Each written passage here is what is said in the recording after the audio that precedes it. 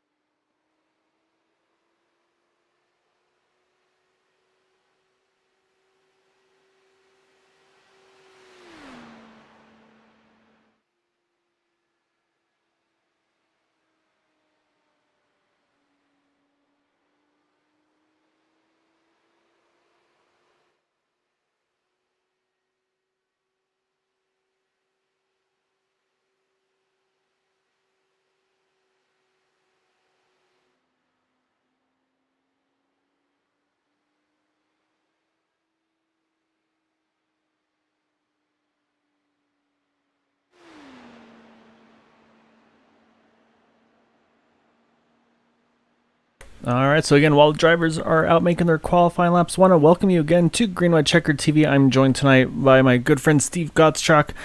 So I know you ran a few laps while they were doing practice, so I'll let you kind of chime in and kind of what did you feel there on the track when you made your laps there? Well, for one thing, it was very different between running by myself versus running with some draft. By myself, I was able to go flat out all the way around.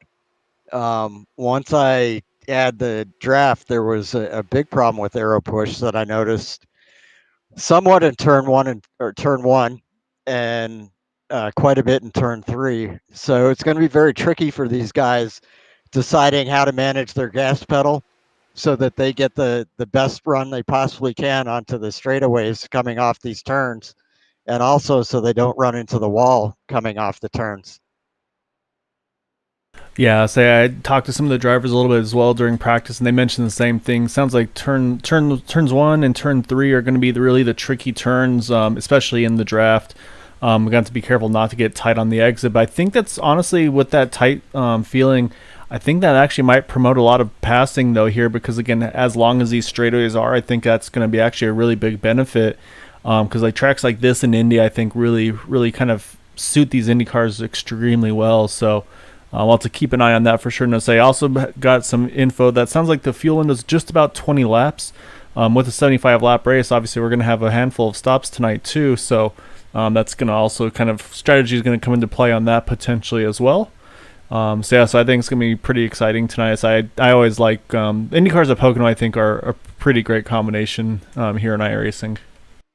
I think the other thing that it's going to do is string the cars out a little bit more than we've seen at some of the other races, because people are going to have probably a little more trouble managing their tires and managing those runs off the turn. So it's going to kind of separate people, and we won't have the big packs other than on starts and restarts.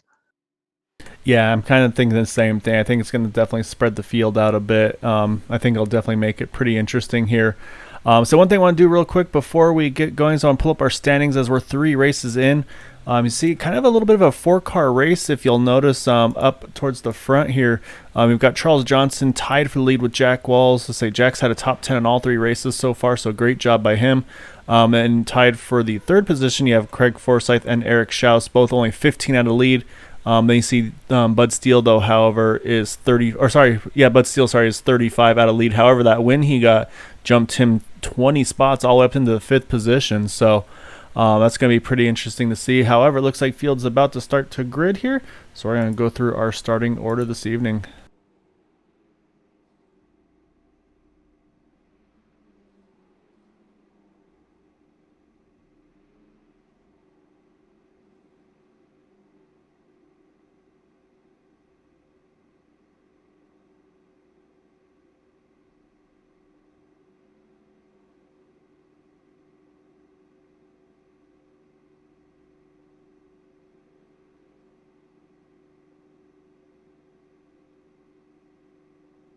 All right, so starting on the pole position, you see that number 131 of Craig Forsyth. In second is Jack Walls. In third is Landon Loper. Fourth, Jay Shallington. Fifth is Chad Wilkes. Sixth is Corey Lane. In seventh, you have Charles Teed. And then in eighth is Michael Spell.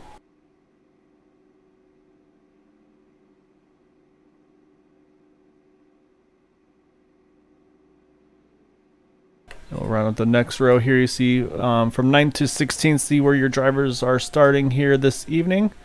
So you see Bud Steele there in 9th. Eric Schaus rounds out our top 10.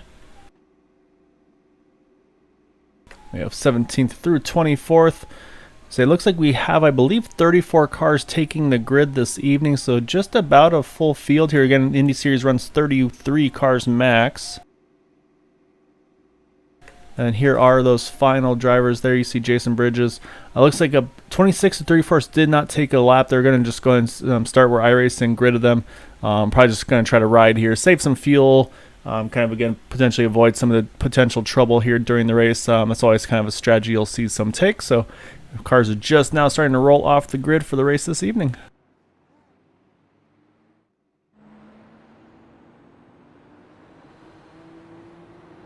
Kyle, I've got a question about procedures.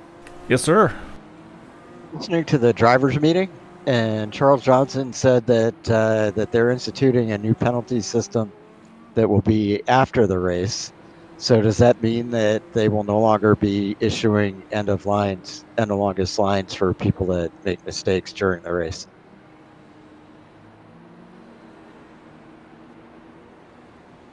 That's a very good question. That's a good point. I'm not 100% sure. I wasn't part of the meeting on that one, so I'll have to touch base with them after tonight.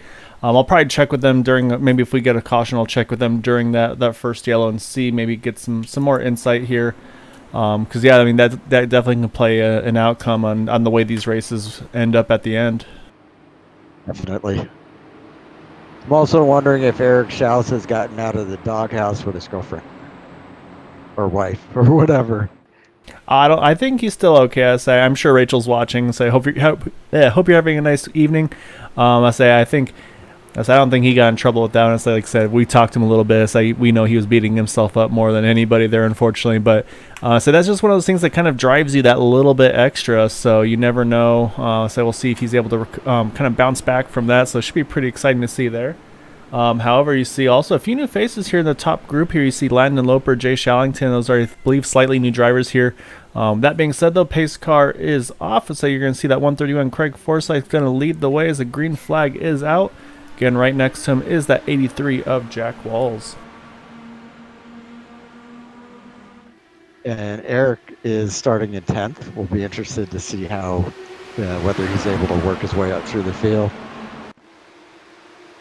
Yeah, so and I'll be curious to see kind of that strategy of who goes how hard and when and everything. If they're going to take it easy, I think the biggest thing these drivers are going to have to be aware of is right off the bat here is they're going to have to be extremely careful not to get that push, especially out of turn 3. I think that's going to. Oh, as I say that, we got one already having some trouble there. I couldn't tell if that was Chad Wilkes. No, it was not. See, I say that is going to bring our first caution out here. I couldn't quite catch the car number. I'm waiting for it to cycle through. Oh, it looks like it was the 96 there of Landon Loper. However, he is still pointing in the right direction and on his wheel, so he's going to be able to get going and hopefully try to get a fast repair done. Again, here at Area 51, they do have the 2 fast repairs, so let's go and see what happened to him here to bring out the yellow.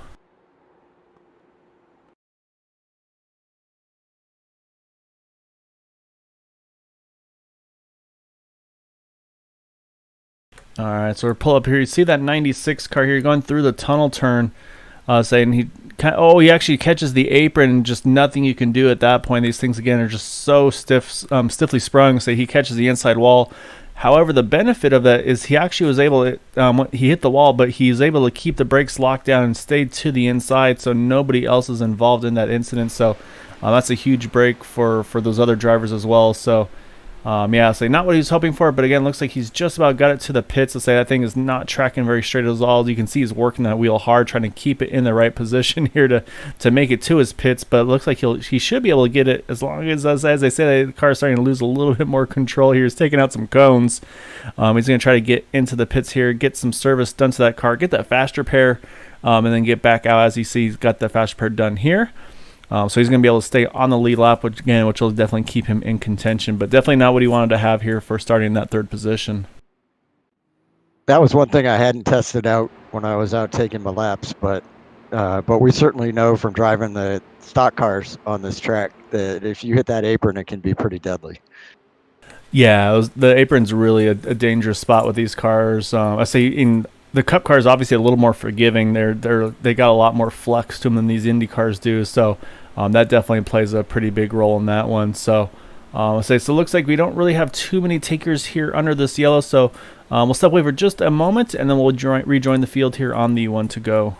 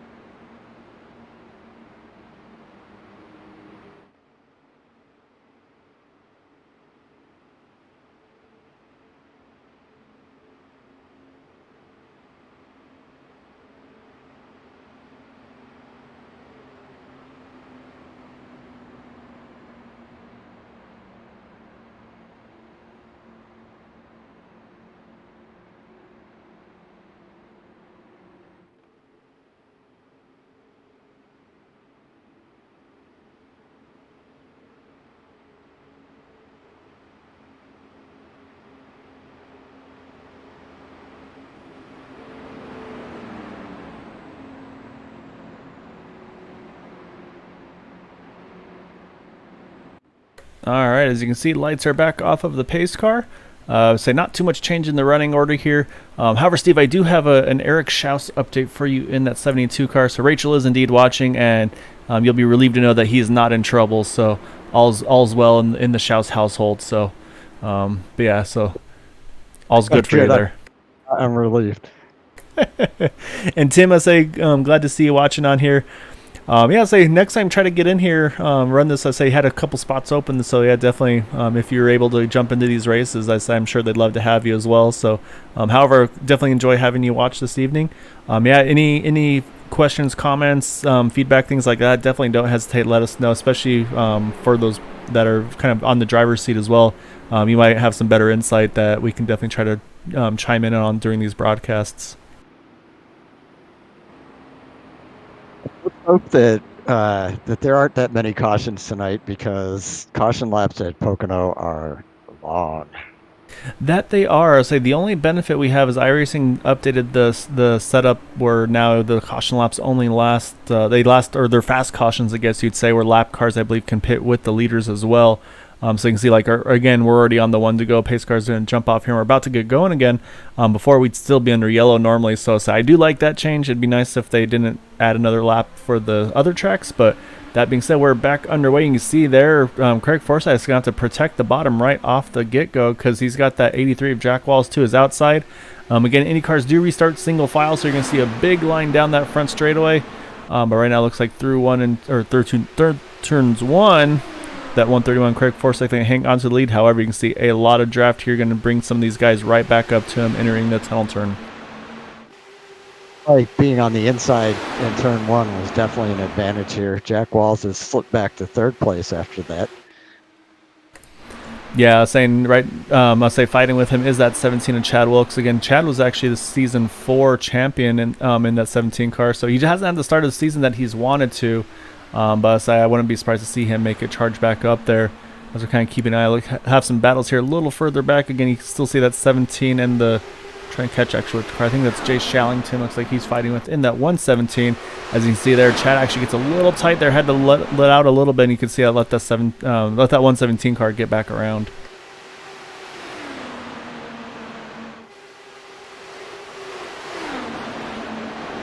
So yeah, trying to keep an eye. Looks like David Leclerc in that 50 car, a really good restart. Actually gained 3 spots from the that restart lap, going from 10th to 7th in that number 50 Red Bull machine. So looks like he's going after some more spots. Oh, we got trouble right in front of him. He just gets around it there.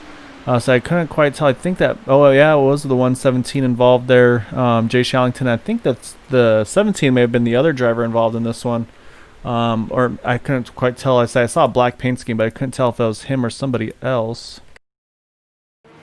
Let's go back and try to see where this all unfolded. Oh yeah, I think it was the 17 here. Oh yeah, okay, I see what's happened. Alright, so we talked about turn number 3, that being in the draft. You can see he's right behind the 83 of Jack Walls. However, he starts to get that big push there coming through the turn there in that draft of the 83. And you can see he gets up into the outside wall there, and unfortunately comes right across the path of the 17 Chad Wilkes, who's trying to cut underneath him just to kind of play it safe there. Unfortunately, wrong place, wrong time. They make contact with each other. You saw the 50 David Leclerc while we're watching him. He just sneaks by. Now again, it looks like it's just going to be a 2-car incident from what I can see. So again, really lucky the way that's all panned out here for some of these drivers, and say that 117 should be able to get rolling again, which he does. So he's going to have some damage to repair, and we'll look at the 17 of Chad Wilkes. The car looks pretty good except for the front wing end plate. So we talked about those fast repairs. Let's let's hop on board and see if that wheel is still pointed straight or not. So I'm trying to see it's off to the left or to the right a little bit, but that just might be the way the setup is built here. So I'll try to let's compare it with that 88 of Michael Spell. Well, actually, let's let him get all settled in as we wait for that pace car to go by. So you can see he's kind of running right on that yellow line there. Let's see. Yeah, see, Corey Lane also has his wheel off to the right a little bit, so the suspension might still be good on that 17 car. He may just need a front nose change, and if that's the case, that's where I take advantage actually and just go ahead and do a long pit stop with the nose change instead of doing a fast repair. So we'll see if he does save that fast repair or not, as he is in the pits now. So I'm going to try to see if I can take a look. I'll say we'll be able to tell by the length of his pit stop too. If it's a quick stop, that'll tell you that it was a fast repair, and it was an 8.6-second stop. So that may have been a fast repair for that 17 of Chad Wilkes after all. Guessing that Jay Shallington probably did a fast repair also. Yep, definitely looks like it for him. So he was missing some stuff on the back end. Plus, hitting the outside wall probably did do some damage, some outside damage on those. What do you call them? The little bars on the suspension pieces. Let's say. I don't know my IndyCar terminology very well, but these cars are very sensitive with that kind of wall contact. So I'm guessing the steering was probably off a little bit for that 117 car. So. So I think probably 2 fast repairs being taken care of under this yellow, unfortunately, for that 117 of Jay Shallington and the 17 of Chad Wilkes. Looks like, again, we had a handful of drivers here that did not pit, including still our race leader there, Craig Forsyth, in the 131. So again, while they're running under here yellow, we'll step away for just a moment and rejoin the race here on the one to go.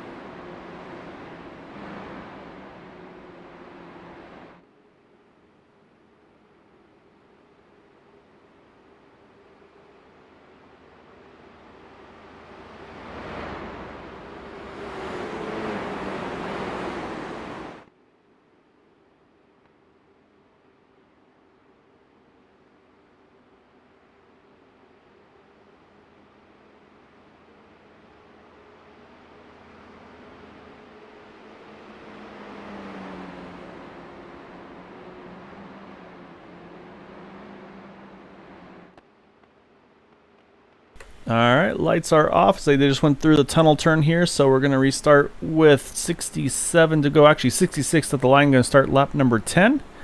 I say again, we talked about some of those drivers making moves. Actually, one of the big movers here is that the 50 of David Leclerc. Started 14th and is up to 3rd already, so he's been making some pretty big moves here on the get-go.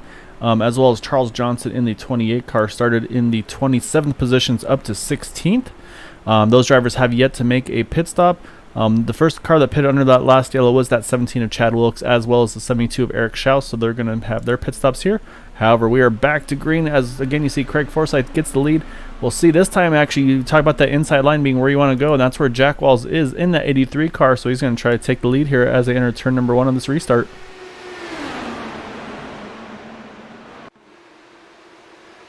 Looks like Jack's going to get that pass done, but here comes the over-under by Craig Forsyth in that 131. I think that's going to be some of what you see. As you can see the 50 of David Leclerc trying to see if he can find a way through as well.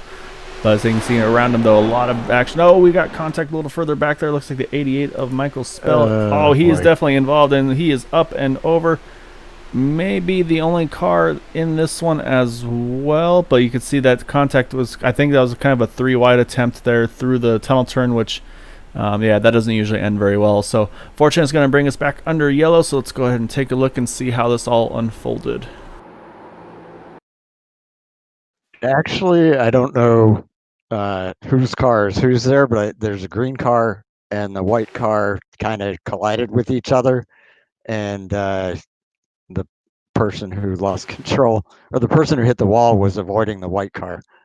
Yeah, so that 27 is Charles Teed, and then you have Bud Steele. You can see they go 2 by 2, and actually just a little bit potential contact, if not net code. And he actually, yeah, it looks like I think Michael and Bud there actually made a little contact. So you can see the 6 car step out as well. So take a different look here and see, or is that just from the other contact? Yeah, okay. So there's definitely contact between the 6 and the 88. After the 6 and the 27 had some contact entering that tunnel turn. Yeah, and unfortunately Michael tried to hang on to it for all he was worth, but I think at that point he hit that wall hard enough. There was already some damage to the suspension, and then of course once he hits that inside wall, some pretty big damage to that 88 car here as he goes tumbling out of the tunnel turn, unfortunately. But again, the lands on his wheels, able to get drive that thing to the pits and get a fast repair taken care of. So he's going to stay on the lead lap here again as well. But yeah, again, that's going to put us back under yellow. I'll say we'll keep an eye on drivers here if there's any more pit strategy. Again, we've been pretty much a lot of cautions here early on, so I'll say there's not a lot of fuel being burned yet. Looks like Craig Forsyth was able to hang onto the lead under this yellow. And again, say though we're starting to get close to that pit window where they could maybe make it on, I believe, 3 stops, as you see a little bit of some fakes being thrown by some of these drivers towards the front. But it looks like the 6 of Bud Steele is going to be the first taker for the pits, I believe, maybe just to make sure if he doesn't have any damage or not. And the few drivers a little further towards the back. So not too much going on that pit stop front. So again, we'll step away while we're under yellow here, and we'll rejoin you all with the one to go.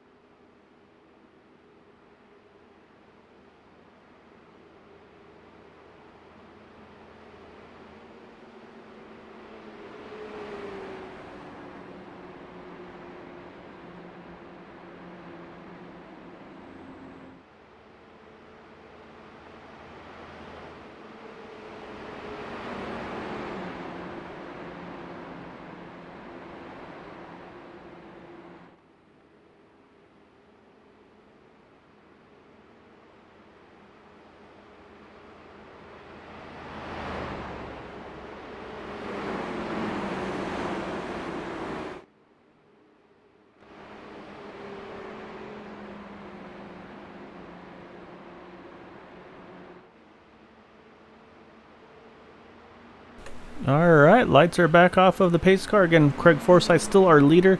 Had that bit of an attack from Jack Walls there, able to fend him off for the moment. Say 2 other drivers that we haven't mentioned that have had pretty good starts to the race here on the initial get-go is that 77 of Benjamin Combs, and then as well the 34 of Jason Bridges. Actually Jason here started in the 31st position, last car on the grid, up to 12th. And then the 77 Benjamin Combs went from 19th to 7th in that 77 car here. So great starts for them. I'll say still early, of course, so hopefully no commentator's curse. So yeah, knock on wood, all that kind of stuff. So pace car's back in though, Steve. Let's say we're going to get going here one more time. We'll see if these guys try to kind of settle in a little bit here. So we've had a couple quick yellows on these initial starts. So let's say hopefully drivers are kind of learning what they can and can't do as they go here. But you see this time around, Craig, though, he's going to protect that bottom at the moment. But you see that 50, David Leclerc, he's going to try to see if he can follow suit and grab the second position. Didn't quite work, but it was a good try. Yeah, so he's going to jump right back into that draft as soon as he can. So he's got to now protect from that 10 of Corey Lane, which looks like he will. But you see Jack Walls, I'll say 2x2 through the tunnel turn. Should be all right. Both have clean air. Looks like they get through okay, but you see that gives David a big run. Oh, no, and we did not learn. We're back under yellow. I think I see, oh, yeah, the 95 of Paul Perry. Some heavy damage to that machine. Looks like another Red Bull liveried car. Kind of the Formula One paint scheme. A pretty good looking paint scheme, but unfortunately it's going to need some serious work there as that car does not want to turn. All right, let's see what brought this most recent caution out. But again, so yeah, these drivers are going to have to kind of try to get these figured out a little bit because they'll say this is definitely not what they're looking for here. Looks like it may have started. Oh yeah, actually, you see 2x2 here with the 28 and the 95 as they go through the tunnel turn. Oh, actually, he gets hit from behind, and I think remember that commentator's curse we were just talking about. I think I just did it because I believe that was. So I'm trying to find those two cars I just commented. I think it was the 77 was one of them. That wasn't the 77. Oh, Jason Bridges in the 34. That was the driver I was talking about too. You can see Jason Bridges here. They're going 2x2 through the tunnel turn. And see as they go through here though, you see a little connection issue unfortunately for that 21. But then as they kind of checked up a little bit there, it's just it looks like it really slowed down that car, and say just Jason got into the back here of Paul Perry, and that's what brought out this yellow. So you can see the two of them hit there coming out of that tunnel turn. Jason able to actually hang on to it. As I said, nope, Jason gets contact from behind as well, so he gets sent around as well. We see heavy contact for that 95 up and around. Looks like he's able to keep it off the outside wall. Looks like everybody will avoid him down there. But yeah, then that 34 though, he also has some pretty heavy damage. But again, able to stay on his wheels. So yeah, so again, that's going to bring us under another yellow here. But looks like both drivers have been able to get their fast repairs done and stay on the lead lap. And it looks like, again, a little bit more pit strategy. This time, Craig Forsyth has pitted here. I think this is those drivers thinking this is the pit window. They can make it on 3 more stops. Or 2 more stops at this rate, actually, now that I'm looking at my numbers here. So if we're at 60 to go, yeah, you pit. At 40 to go, then 20 to go. They should be good to go to the end there.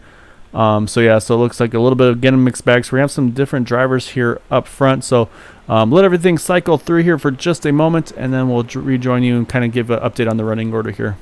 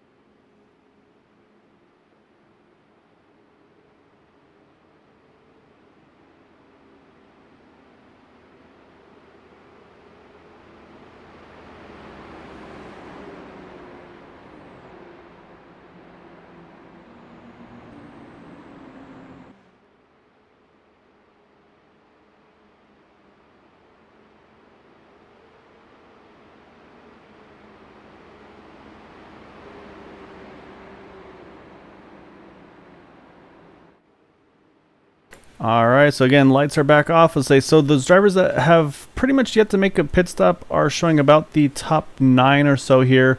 And then we have Corey Cook through Jay Shallington have about 10 laps that since they've last pitted.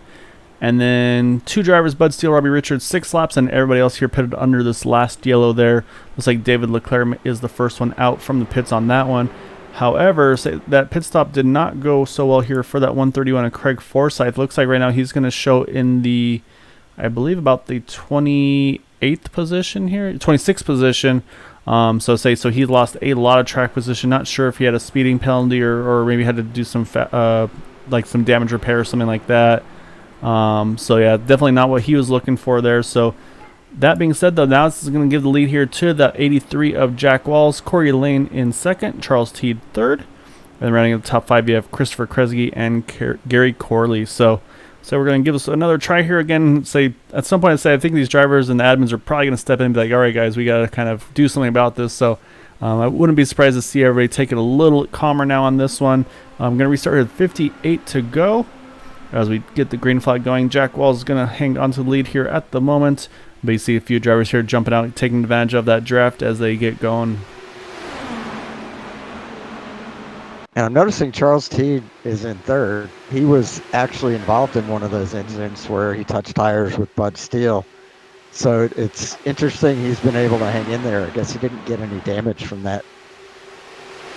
Yeah, so it looks like he's been able to get away with it so far. I mean, we'll see, obviously, if it gets any worse. Say again, unfortunately, a little bit of connection issue with that 28 car. That's going to keep some of these drivers on their toes. You see he's fighting, as he goes around the outside there of Christopher Kresge. But we're going to have trouble just a little further back there. I couldn't tell. Nope, that was not. It was another black paint scheme car. Couldn't quite tell who it was, but we are back under yellow. Looks like a handful of drivers involved in this one.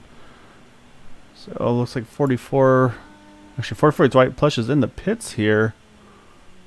So let's see. 65. Oh yeah, Gary Corley's got some motor damage to that car. So unfortunately, say we're back under yellow again. So let's go and see what brought this most recent one out and try and see who that contact was between.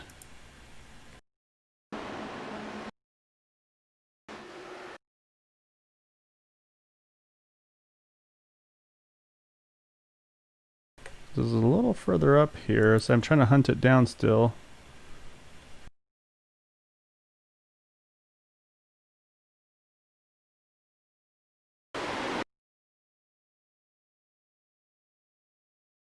I'm trying to find it also. All right, it looks like the 96 of Landon Loper and the 65 of Gary Corley. They made contact here coming through turn number 3. So we'll slow it down a little bit more. So you can see Gary, looks like he starts getting a little high here through turns 3. We talked about, again, that push. That looks like that's exactly what happened to him. He got that push out of 3. Makes contact with the 65 car, so that throws the 65 into that outside wall here. And then from there, he's trying to hang on to there, but say that's just going to send him right back into the path of that 96 car. And just the wheel-to-wheel contact just actually lifts the 96 just off to its side. And then, so of course, then unfortunately spins here in front of the field, which usually does not bode well for some of these drivers behind. So we'll watch them as they try to sneak on by here, but I think there's a little bit of contact as they go. See Bud Steele, I think maybe makes a little bit of contact, and then I think that's actually, it looks like he got away with it there. Okay, so here comes one. So I'm trying to catch some of these car numbers, but again, the paint scheme looks like it's the Martini's liveried car. I think that might be, is that the 11 car? Yeah, it's the 11 of Gaston Arellano. He gets some contact from there. Let's double check. I want to make sure I didn't miss anybody here. Nope. So yeah, 11 car gets a little bit of contact there. And looks like everybody else is able to sneak through. So I think the 44 must have been involved somewhere because he's in the pits here. Let's go back a little bit. Actually, no, he was making a pit stop before this all unfolded there. So say again, we're back under yellow here. So we'll jump back up with our race leaders. Looks like, again, those leaders did not pit under this yellow. So, again, we're still under caution here, not on the Wendigo yet. So, one more time, we'll step away and rejoin you all here on the one to go.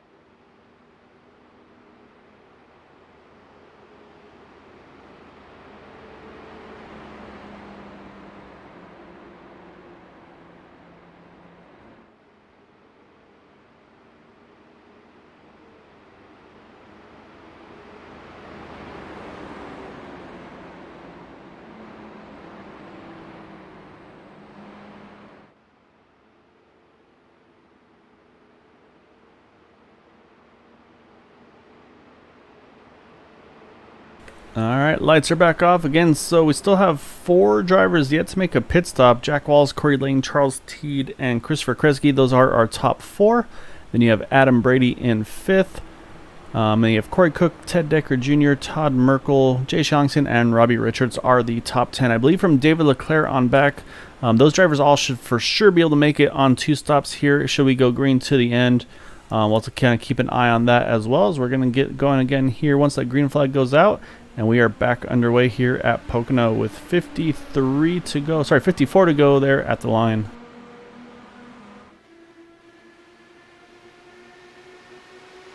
Looks like Christopher Kresge is going to take a look to the inside of that 27 car. We'll say side by side as they go through at the moment, though. I think 27 is going to get the momentum here. Oh no, we have a huge wreck in the backstretch, so unfortunately it's going to put us back under yellow. You see David Leclerc involved in this one as and then, yeah, and there's definitely some other drivers here as well. So, unfortunately, we're back under yellow here at Pocono. Let's see what caused this one. This is coming out of turn number 1. Just coming to the, pretty much just on this initial start here. Looking at it now, and I'm seeing that a couple of cars ahead of the wreck, one of them had to take an evasive maneuver. I don't know if that caused someone to check up a little farther back and that's what led to it, but it does look like an accordion style accident. Yeah, I think you're right there. I think it may have started right up front here in this group. As it looked like I saw the 79 car, looks like he caught the apron here on the entry of turn 1 right here. You see he's on the apron there, has to get out of it. This 81 Todd Merkel tries to avoid him, and then just the whole inside line checks up and you get that accordion effect. And unfortunately, the 72 gets into the back of the 50. 50 goes flying in the air. I'm saying, see Eric Schaus also going for a bit of a ride there. I see, who else? I'll say it looks like a lot of drivers involved, unfortunately, in this incident here.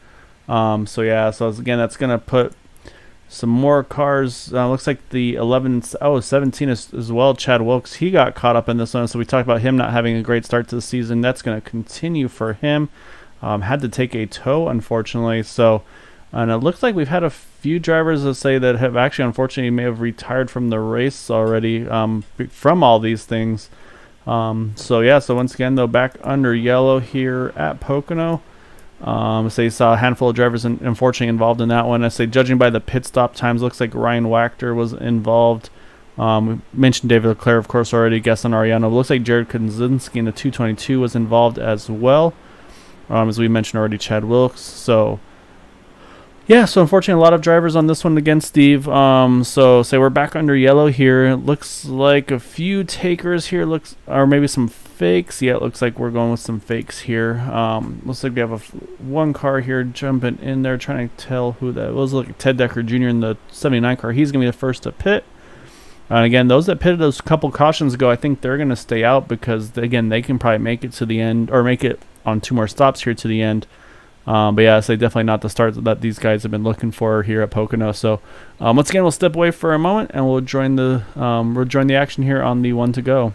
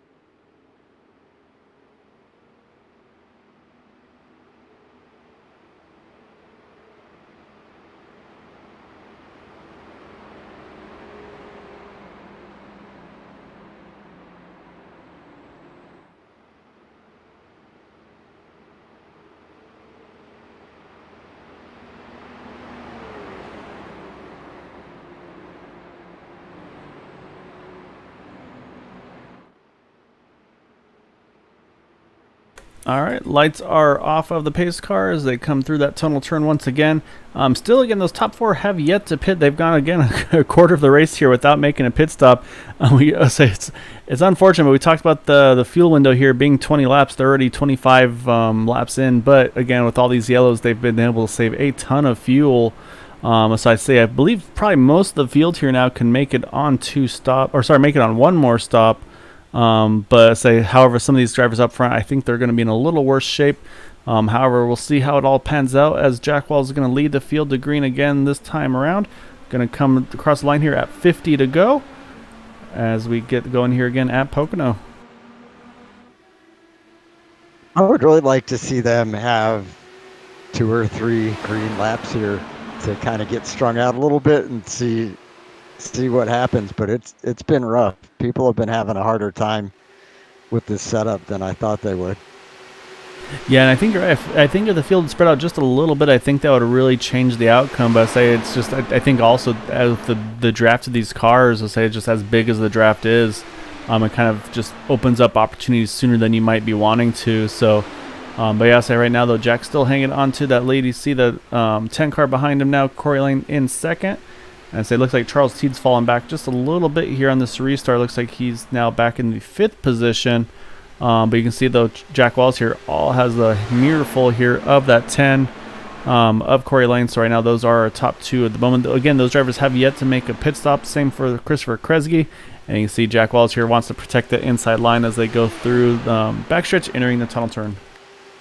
I wonder if we're getting to the point where some of those people who have pitted that have fresher tires are going to have an advantage. That's a good question. I think it's going to be that balance too between the tires and the fuel, because again, these cars really react very differently with the weight on the cars. So you can see again, Jack's trying to protect from that 10 of Corey Lane. Corey's going to get a pretty good run here though through the front stretch, entering turn number 1. Looks like right side by side. So we'll see how they come out of turn 1 here. But I think the momentum could carry this 10 car into the lead here. It's looking that way. But you're right though. Some of those that made those pit stops right now, Bud Steele, he's moved up into the 11th position. Yeah, so here enough, looks like Corey Lane now takes the lead in that number 10 machine. As I say, that's brought also that 16 of Christopher Kresge into the mix here as well. Those top 3 got about a half a second lead over Corey Cook in 4th. Contact there. I think that was the 16 of Kresge. Looks like he's able to keep it straight there, but don't know if he's going to have any suspension damage. He's going to have to be careful here as he goes back into turn 1. That was something we mentioned, though, was just that how that thing was going to drive. So we'll see he's going to also be careful not to hit the apron here. Oh, you see he's wiggling around a little bit.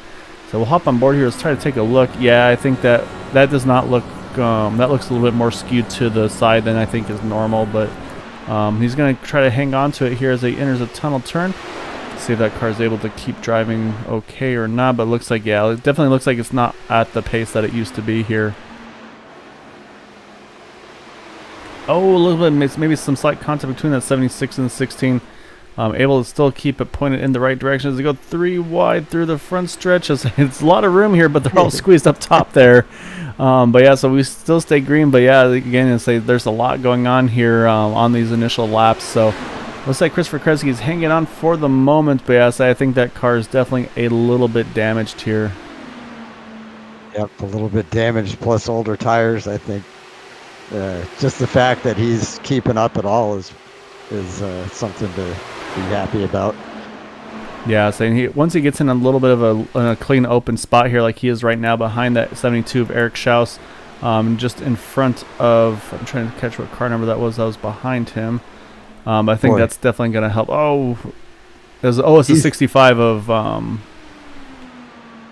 was Gary Corley. That's who it was. I'm sorry. He's Kresge's pushing very badly coming off the turns now. Yeah, so I think he's going to have to probably commit to make a pit stop here soon, just with the way that thing's driving. Even if he's not in the fuel window. Yeah, it looks like he's just, like you said, just way off pace here. The field's all kind of trying to gobble him up. So jump back up front, though. Still looks like Corey Lane able to hang on to this lead right now over Jack Walls. Again, those two have yet to make a pit stop here, so they'll stay out once more. So we'll try to go through the field a little bit now. Up in third is that 09 of Corey Cook. And I'm trying to see who's who's pitted the most up. As I said, here comes Christopher Kresge. He is in the pits. So I think he had all he could take there. So I make sure. Oh, actually, I don't. I'll say he's spun around there in the pits. So yep, that bad night is going worse, unfortunately. Oh, and while that happens, I'll say we're actually now back under yellow. Looks like the 65 car. Yeah, Gary Corley has some pretty heavy damage to the nose and the rear wing here. So I think the 16 was in the pits when that caution came out. So as long as he can try to get through before he gets put back the lap down, he might be able to take advantage. But I don't think he's going to be able to get that done here in time. So let's go ahead and see first where this caution came out from. These guys tried to go 3 wide. Yeah, I'm just pulled up saying, yeah, I'm going to say you see the 65 and then you see the 95 and 17 underneath.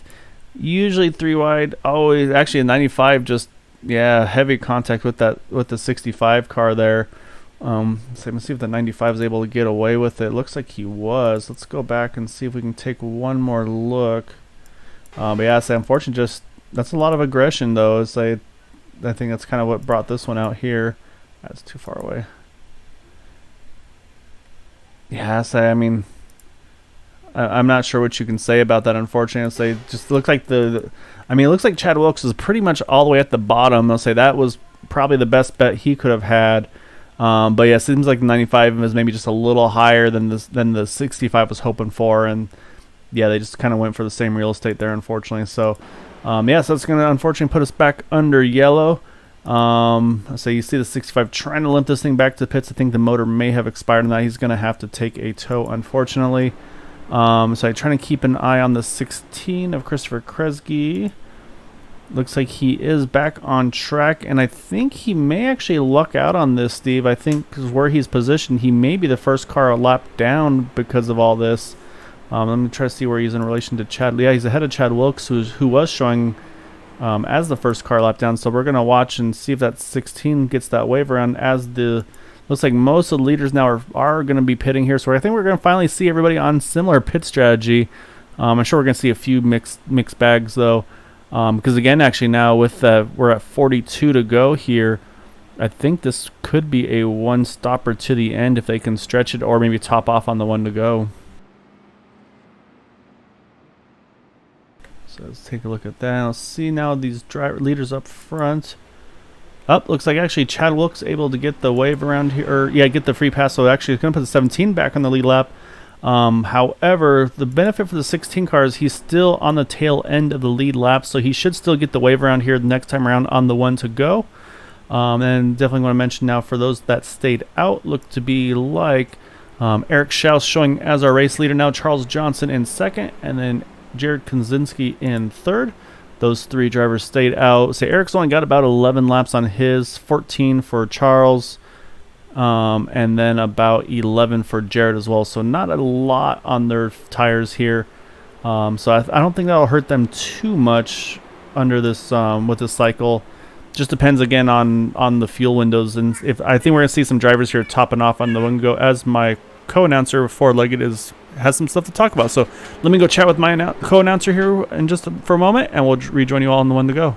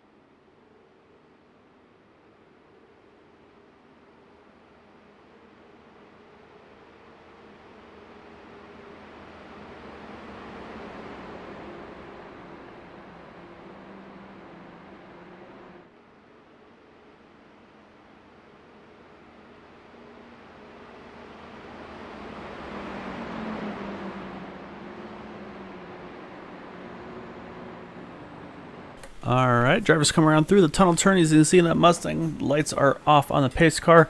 My four-legged announcer is good to go. He was found a toy he was very excited about, so that was what all the background noise was. Apologies about that. But yeah, so again, right now top three are Eric Schaus, Charles Johnson, Jared Kaczynski. Say Jack Walls, Corey Lane around at the top five. They had just pitted under that last yellow. Had a couple drivers top off. Looks like John Brill, James Ledford, and Michael Spell. I'd be curious to see how that works out for them. I think that could really be a beneficial call. We mentioned Christopher Kresge is back on the lead lap. So we're going to get things going again as that number 72 car is going to lead the field to green. We are back underway. Looks like he's going to have a mirror full of that 28, though, of Charles Johnson as we get going. As you can see right there, we have a restart crash, actually, though, and so that's actually going to put things right back under yellow, unfortunately. So you're trying to catch where this started at. Looks like, I think, 75 Adam Brady is involved. I saw him come to stop, let everybody go by. So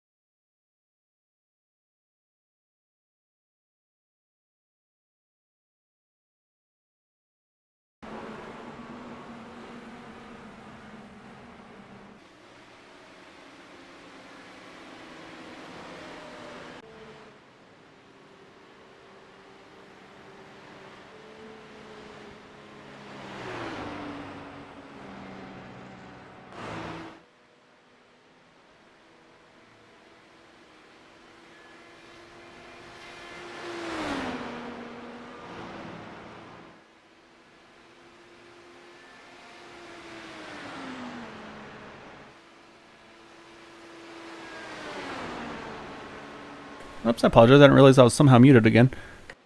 So I don't know where I am muted or unmuted myself, so yeah, I'm all thrown off today. So anyway, so unfortunately, yellow is just kind of an accordion effect there on the restart. We saw that 77 and the 95 get together. Nothing really that they could do. Just that's one of those things that happens. You see Eric Schaus in the pits. I think we're gonna see Eric take just a splash of fuel and go. Oh, nope, tires too. So I think this is going to be Eric knowing he's in the window here to make it on one more stop in that 72 machine. It looks like he'll still be able to hold on to pretty decent track position as well, so that's going to be a big benefit for him there. And then, my four-legged announcer, our family adopted a couple kittens in April. I think they're about 5 or 6 months old right now, but yeah, he found a toy he was very excited about and wanted to let me know, so that's what that was all about. But yeah, so unfortunately back under yellow though here at Pocono. I think this is going to benefit at least one driver, most likely, who was a lap down. Trying to see if anybody's getting the wave around on this one or not. So I'm going to keep an eye on that 11 car. I think he might be the beneficiary. Obviously, he's working his way up through the field here. That's the guest on Ariano. So we'll keep an eye on him. Yeah, sure enough, it looks like he's going through the field here. Going to get around their leaders, then I'll put him back on the lead lap, which I believe is going to give us 25 drivers on the lead lap. He's still trying to squeeze his way through there. Let's see, David Leclerc showing us just one lap down now, so he's in a good position to try to get that last lap back. He's going to be fighting with, I believe, well, actually, I was going to say Adam Brady, but I think Adam may have retired from the event here, so David Leclerc might be the next one to benefit from another caution here. So while they all get sorted again, we'll step away. Looks like Charles Johnson in that 28 is showing as our race leader, as we're going to have 37 to go at the line, and we'll probably restart with 36 to go here.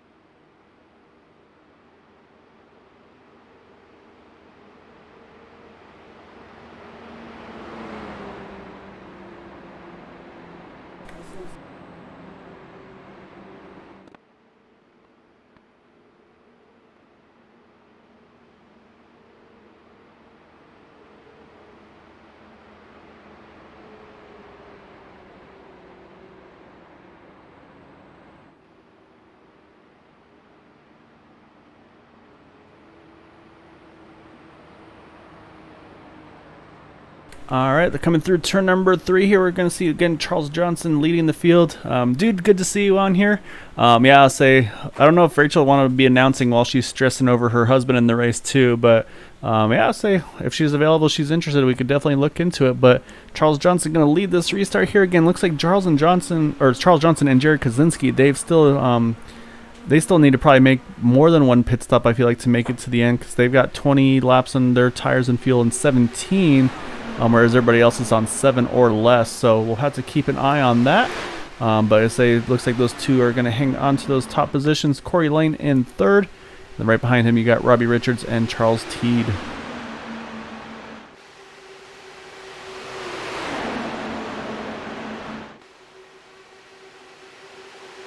We come through that tunnel turn, entering turn number 3. We'll take a look from the back of the gearbox of Charles Johnson here.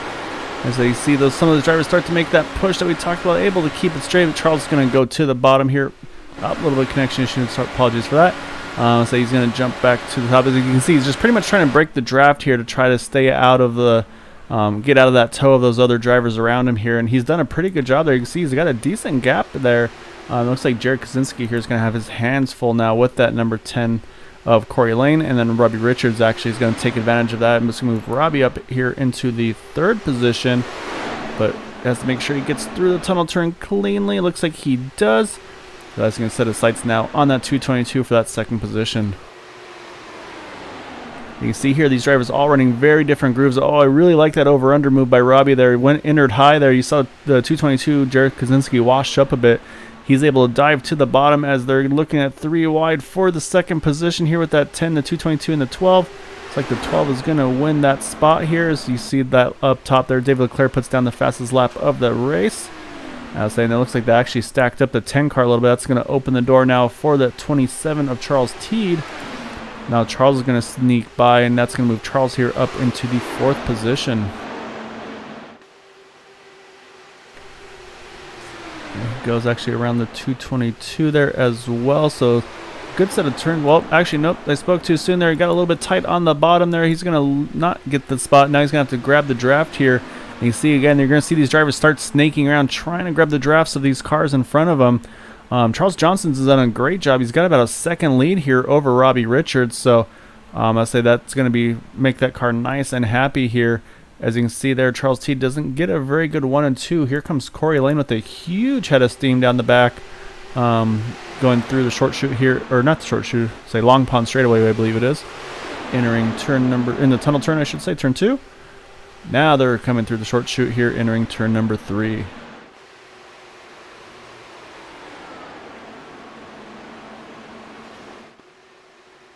We got a lot of action going on right back here. Say that's right outside the top 5 here. See the 27s in here, the 131. Oh, as they almost rub tires there as they go through here. You see a lot of movement here. So I think that's Corey Cook there, Craig Forsyth, Eric Schaus is in the mix, Bud Steele's in here, Jim Brooks. We have a lot of drivers dicing it up here as they go through the, turn number 1. But yeah, so say there's a lot of action going on here just a little further back. Because again, Charles Johnson's kind of stretching his lead now, 1.2 seconds out in front of Robbie Richards. But right now this is pretty much the best action on track here. So we're going to stick with these guys for the moment. Oh, close call between the 72 and the 131. You can see that's really, Bud Steele makes contact with the outside wall. I don't know if that's going to hurt that car too much or not. It looked like a pretty decent hit there. So we'll have to keep an eye on him. It's kind of very similar to how the 16 made the contact, so we'll have to keep an eye on him. So right now, though, you can see he's lost a few positions. He's going to try to gather it back up. I think he does not feel comfortable with that car right here. It looks like he's kind of rolling out of it still as they go. We'll jump back up front a little further. Looks like the 09 of Corey Cook is in a pretty good fight here with Craig Forsyth. That's right now 5th and 6th. And again, these drivers, I believe, actually including Corey Lane as well, I think these drivers can all easily make it here to the end. Make it to the end on one more stop, I should specify. Robbie Richards as well in that 13 car. And yeah, sure enough, Bud Steele is in the pits. Let's say I think that damage just wasn't worth the risk there. So he is into the pits here.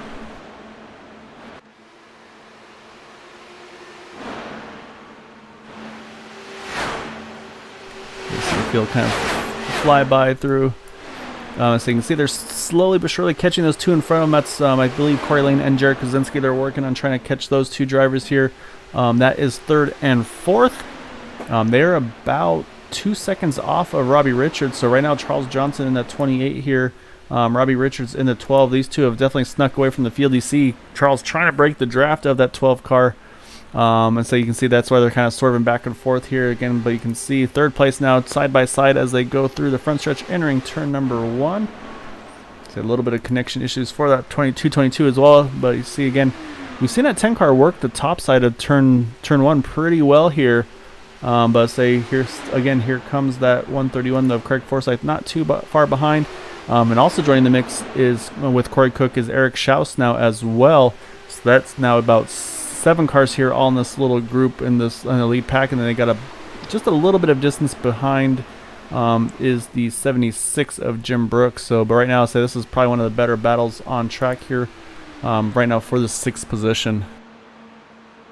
So it looks like we're finally getting that slightly long run I was hoping for, and people have managed to space out a bit. Yeah, it's definitely spread out a bunch, like you said, or like you were kind of hoping for. And I say it's really kind of changed the complexion. You see Charles Johnson, he's just kind of yarded the field, if you will, once he got that clean air. He's been making the most of it. So you see, it looks like the 131 of Craig Forsyth able to sneak around that 222 of Jared Kaczynski. But I say, actually, as I said, Charles Johnson is in the pits again. He had not pitted yet, so he's going to have to make his stop now. That's going to put it into the hands of Robbie Richards. And Robbie's got about a 2.5 lead over Corey Lane, so I think that's, again, going to be, if I'm Robbie, I'm going to try to break that draft and try to keep that 10 car out of your toe, because I think that's going to be huge for him and Jared Kaczynski in the pits as well in that 222 car. To say they're going to be about 7 laps shy, I believe, to make it to the end on fuel. But again, I believe these drivers here are, actually, they're going to be close as well now that I'm looking at it, because they say they've got about 16 laps on this run. And we're at 27 to go, so they may still actually be a few laps short as well. So this could get pretty interesting to see who's in the best position here on tires and fuel as this run progresses, should we stay green. Well, I guess it'll be interesting to see what lap those guys actually decide to pit on.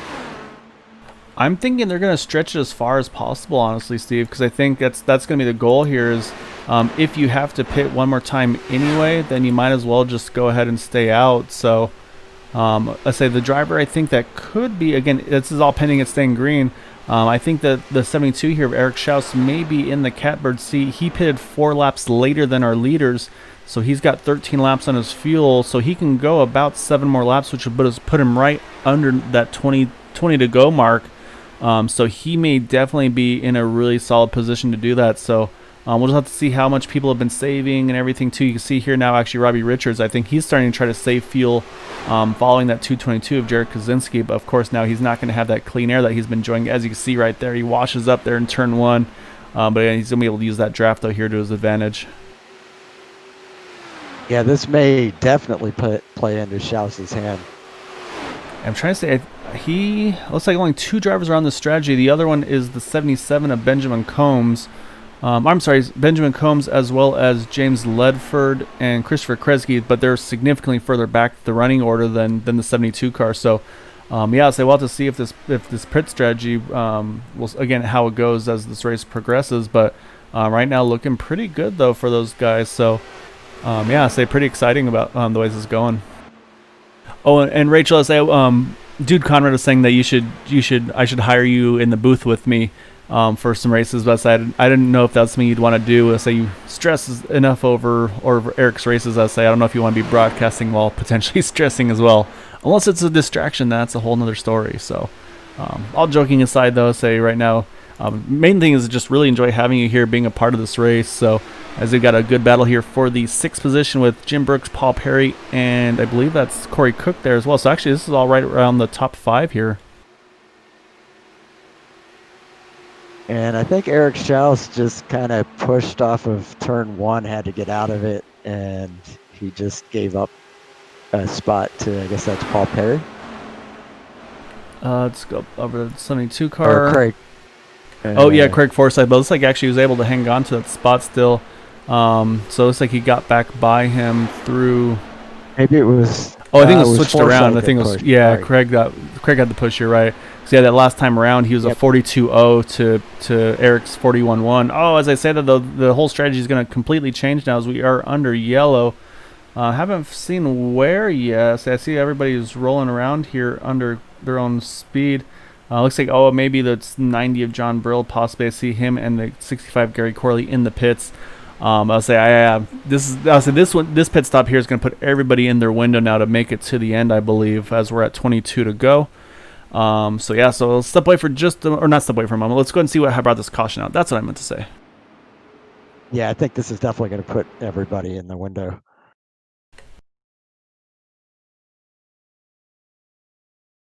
If they don't all pit here, I'll be shocked.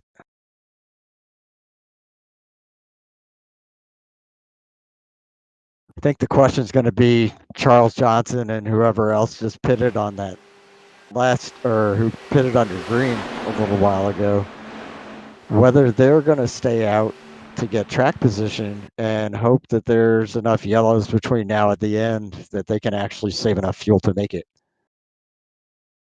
Yeah, you're exactly right. So I'm still trying to hunt down this caution. I haven't found it yet. I do believe the 90 was involved, so let me do a little bit more sleuthing here. Okay, while you do that, I'm going to watch these guys and make sure they all pit. I think it may have been the 90 of John Brill. So we're watching him come through. I believe this is the tunnel turn.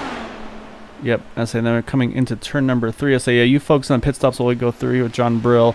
I think he just gets a little bit loose, possibly out of turn 3, or maybe just catches the wall. Let's watch as he goes through. And he just catches the wall. They're almost everybody's coming in the pits. Two guys didn't. I'm not sure if they're a lap down.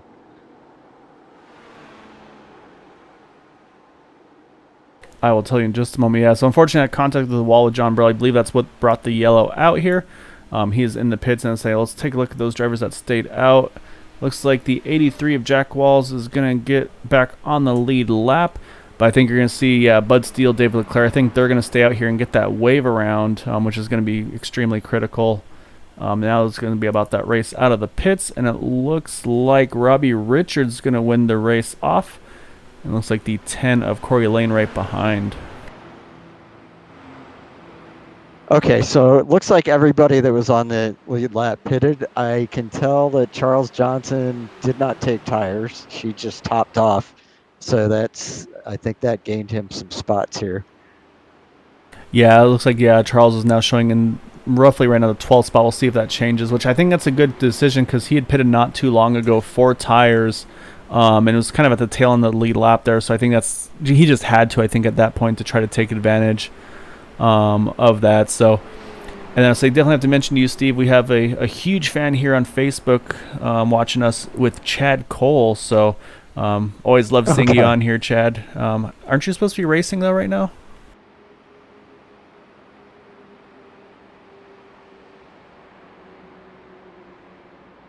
And yeah, shout out to Chad. Yeah, always got to shout out Chad, our buddy over there. Say another one of the drivers we get to race with a lot. And so yeah, Rachel, we'll work something out with Eric. We'll figure out if we want to get you when we could get you in the booth or something like that. He'll get you up to speed on what you need to know.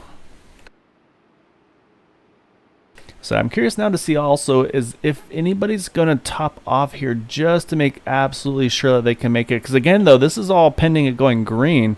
If we get any green-white checkers in this is all going to shake things up even more. So I mean, if I was one of these guys in the back, like Jack Walls, who just got the wave around, or even the 117, as you can see right there, Bud Steele and David Leclerc, they're going to get their wave arounds here. Actually, unfortunately, David's going to still be 1 lap down. It looks like the only taker so far on topping off is Jack Walls, which I believe, if I remember right, Jack is kind of known as one of the fuel masters. So I'm going to keep an eye on Jack. He's going to restart in 23rd, but he's usually got a few tricks up his sleeve, so I'm going to keep an eye on that.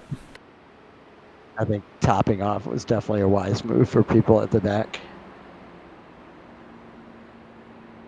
So yeah, right now our top 5 showing as Robbie Richards, Corey Lane, Craig Forsyth, Eric Schaus, and Jim Brooks. Robbie started in the 21st position up in the lead now. Jim started 29th and is in 5th. So I'll say they've used that strategy to some pretty good benefit here. And also need to mention Roy Wheeler in the 98 started 30th and is showing in the top 10. So these drivers having average races right now. I'll say I'm sure they would like to be doing better. I'm only saying this because I don't want to be jinxing anybody because of that whole commentator's curse. Unfortunately, drivers that have retired are Adam Brady, Jason Bridges, Dwight Plush, and Joseph DeCiro. Again, we have 23 drivers on the lead lap. David Leclerc is 1 lap down, but John Brill 2 laps down, and Bud Steele is 3 laps down.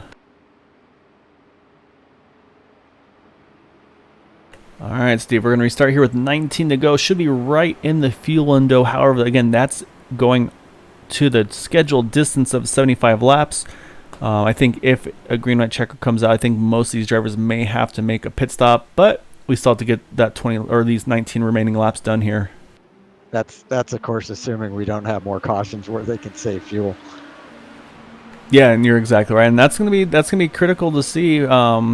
And if we do, who's able to save the most fuel under the green flag conditions? But you can see right away, though, looks like Craig Forsyth, Eric Schaus, they want to waste no time. They're going to jump to the inside of that 10 of Corey Lane.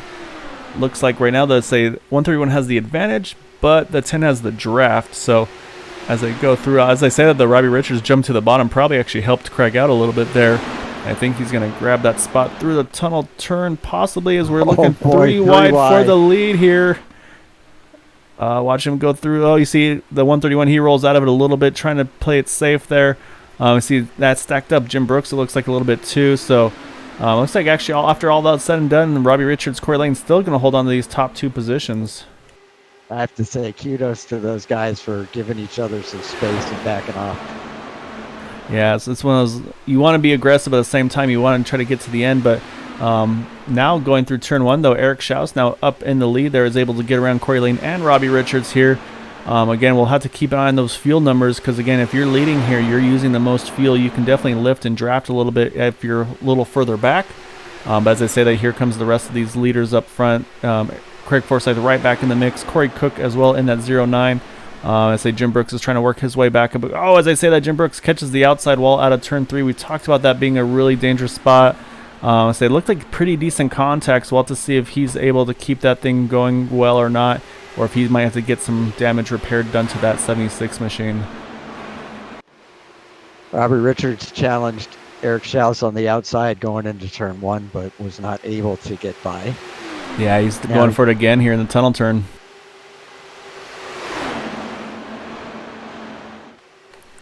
But you see, Eric's definitely protecting the bottom right now, and Robbie's doing he's doing exactly what he needs to right here. You can see he's completely running a separate line than that 72 car, which is definitely going to help that car not get that aero push. That's just so terrible.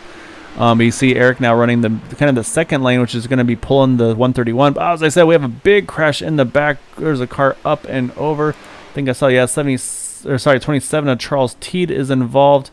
And I think that is the 90. Oh, the 96, I believe, was the car we saw flipping there. Yeah, that's Landon Loper.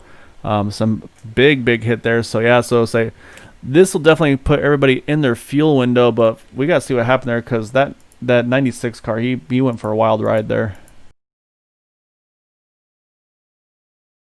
Looks like it may have started right in front of him. I see the 27 and the 11 here coming through turn 3. Oh, you see the 96 try to sneak to the outside. They make a little contact there, and then that sends them right back into the 27 car. And then just heavy contact for both of them. Let's say we'll jump over back to the 96 here. I couldn't see if someone made... No, I think the car just made a giant bounce there. So these things are pretty bouncy once they start getting airborne here. So...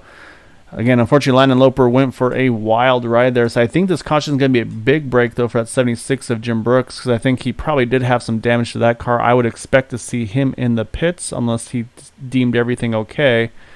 So it looks like the 96 was able to get it pointed in the right direction. However, may have been out of fast repair, so it looks like he has retired from the event from what I can see. So let's jump back over to our race leaders here. As we are under yellow again, so I'm not sure if they took the yellow that last time around, so we might have to wait and see now for the pit stops this next time by. If I'm further towards the back, I think I pit here just to have enough fuel in the chance of those green white checkered finishes. So, and I believe the beneficiary of this caution should go to the 50 of David Leclerc. We'll keep an eye on him, as I believe that's going to put him back onto the lead lap. And it looks like John Brill has retired from the race, unfortunately, as well, in that number 90 machine. So yeah, while everything's running under yellow, we'll try to keep an eye on the pit stops, but while they're riding here, we'll step away for just a moment and we'll rejoin and kind of regroup on everything on the one to go.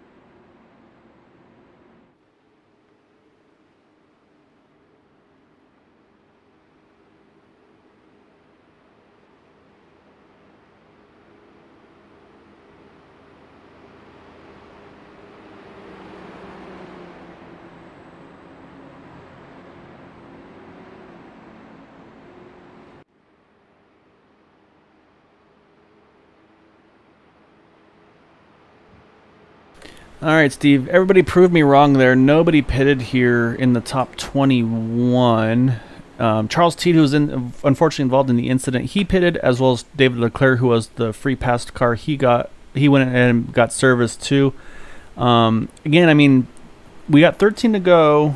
We've had 9-ish laps on this run, but I think if we have green white checkers, though, I mean, I don't know if these guys are gonna be able to make it, even with what they're saving right now. I'm betting that they will. All right. I'm going to say if we get 2 or 3 green white checkers, as long as Charles Teed and David Leclerc are not in the incidents, I think we're going to see them cycle to the front. That's if that happens, I see those two staying out and taking advantage of it.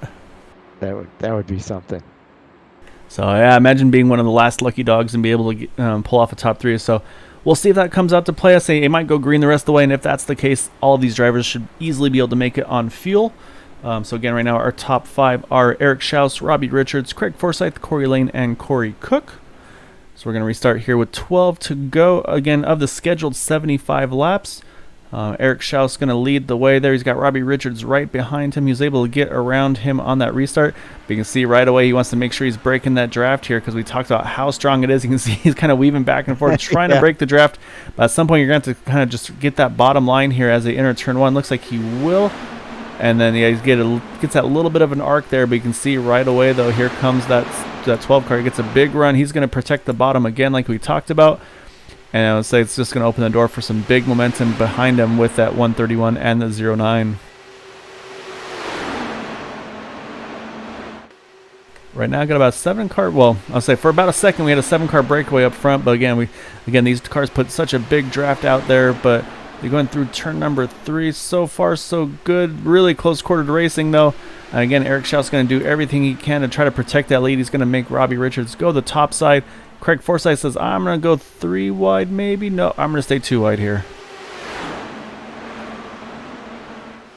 Some really great racing going on up front right now.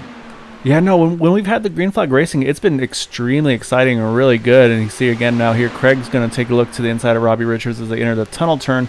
So this is probably one of the easier turns that you can run side by side, even though it's so narrow, because these cars can just run it so fast here. However, say this is where Craig's got to be careful. He had to get out of the gas there. You can see he got really tight. Oh, as Corey Cook almost hit the wall too there. Say both those drivers about made contact. Looks like both got away with it. However, again, we talked about Robbie Richards. So, we got caution in the back. Looks like the 222, Jared Kaczynski, he's got in trouble there. Looks like missing the front end of that car. Don't see anybody else involved here, though. So let's go and see what happened to Jared to bring out this yellow.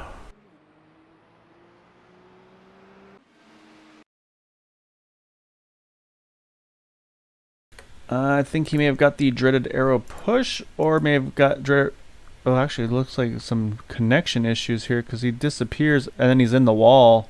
At least that's on my screen. Let me watch from the 11 car of Gaston Arellano. I wonder if this is another one of our netcode things because he's just completely gone. As he's going through the turn, you see the 11 car just kind of taking his normal turn here, and then all of a sudden you're gonna see the 22 here pop back up, but up into the wall. There he is, out of like almost his car acts as if he got hit. So I'm gonna say that's probably a netcode incident. Unfortunately, say nothing that the drivers did wrong there. Just that car disappeared and actually went for a pretty wild ride there on the catch fence, or on the safer barrier, I should say. So yeah, so a little bit of skateboarding action for Jared Kaczynski here as he went through turn number 3. And this is pretty interesting. Just as that yellow was coming out, Eric Schaus and Robbie Richards went into turn 1 side by side, and there was a little bit of a netcode contact between the two of them. Shot Richards up. I mean, he was so close to hitting that wall. He just missed it. Well, let's go ahead and take a look at that while we're watching the battle. So when that happens, say we're watching them as they go into turn 1. Oh, wow, you're right. Yeah, a little bit of netcode contact. I'll say Robbie made a pretty aggressive entry, at least from where I'm standing, to see that. But you're right, though. He washes up a bunch here. The timing of that caution was perfect to say he doesn't lose any track positions. They're going to be able to restart back in second position again.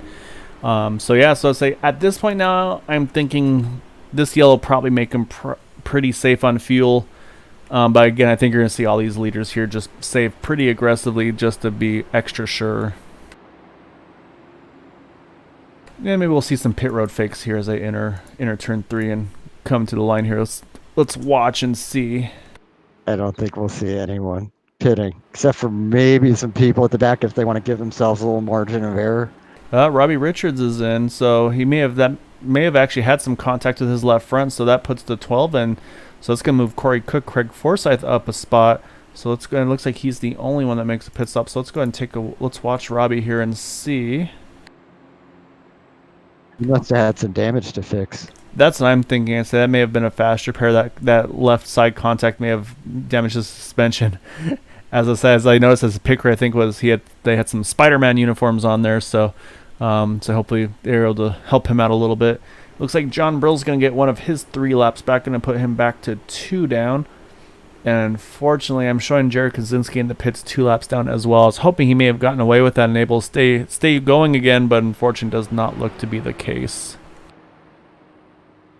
It's a shame for Robbie because he definitely was putting on a good battle up there, and I don't know if he would have been able to get around on the outside, but it seems like if anybody would have been able to do it tonight, it was him. Yeah. Well, I don't know. I mean, I think now the track designers. I'm looking actually at these top four actually. I say again, I believe Corey Cook is relatively new to the league, but from what I've seen, he's been pretty much a contender from the get go. And then, so I mean, we've seen Eric Schaus. Obviously, pretty much every race is always a contender now too. And then, of course, you got the top two from season 4 now: Craig Forsyth, Chad Wilkes. We've got some pretty heavy hitters here in these top four positions. Wow, so Chad Wilkes has worked his way back up to the top 5. Yeah, so I said that a lot of these drivers have had to work their way forward, so they've done a really good job this evening. Um, and yeah. So I guess on their end, it's maybe not a wild ride, Rachel, but maybe if they had a lot of force feedback, I'd say. Although there are people, I say I won't name names. I don't know if they want to be told or called out or not, but I know there are some drivers, or at least a driver that has a motion rig, so they might go for a wild ride if they ride that safer barrier like that. So the realism is picking up here. And the lights are out on the pace car, so we got one more lap till we go green. Yeah, so they're going to restart here with 6 to go. It looks like John Brill's going to go ahead and pit there, which makes perfect sense. Actually, as I say that, Jared Kaczynski is back on track, just one lap down. So actually, Jared could benefit from this to try see if he can get one of those. If there's another caution, to be able to get back onto the lead lap here as well. I think Jared said too. I'm not sure if it came or not already, but I think he had a new computer coming in. So hopefully if that hasn't come, hopefully that's going to be here soon for him, so he can play with some new graphics. I'm sure a little bit better quality and everything like that. But I say hope that the car disappearing though. I mean, that's probably internet connectivity issues more than a computer issue on that end. Yeah, most likely. And that's just one of those things that here in iRacing is something you have to deal with, worrying about things like net code and things like that. I mean, obviously, again, it's less dangerous, of course, for us doing this because you're not going to get hurt. But yeah, so.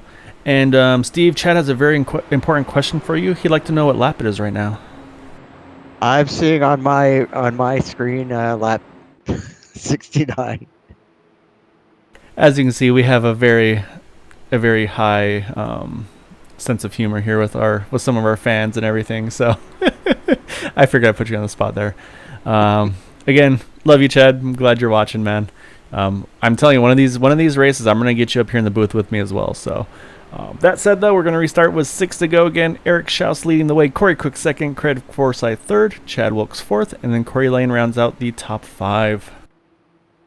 I'm definitely excited to see how this goes. Yeah, I think you're going to see that 72 go straight to the bottom here. You can see actually looks like Craig's going to immediately once the power goes down and go straight to the apron. Corey Cook's going to follow right in his tire tracks. And here comes Craig Forsyth with a big head of steam here. So I think we're going to see 2x2 as they go enter turn number 1. Again, I think the inside line is going to be the preferred line here as they still are building speed in these cars. Now, can Craig clear the 09? Looks like he just does, and he's going to grab the draft of Eric Schaus. He did. As they 2x2, he's going to jump to the outside through the tunnel turn. We'll see if the momentum's able to carry him towards the front, but right now they stay wheel to wheel, not door to door. These cars don't have doors. And let's remember, it was Forsyth that pushed off of turn 3 coming onto the front stretch that let Schaus get ahead of him before. Yeah, you're right. I say as we have 5 to go here, so again, you see Craig's going to jump to the top here. Eric's going to do everything he can here to protect that bottom line as they're going to go side by side through turn number 1. And I think, though, the benefit that Craig's got right now is he's got the clean air. However, though, we've got a caution further in the back, trying to see if it looks like the 16 was involved. Oh, yep, Christopher Kresge, a lot of damage there. So this could be a big benefit for Jared Kaczynski if indeed he is, if he was not involved in there, because that'll put him back on the lead lap here towards the end of this race here. All right, so let's go and see what happened to bring. Oh, it looks like he went for a bit of a ride there.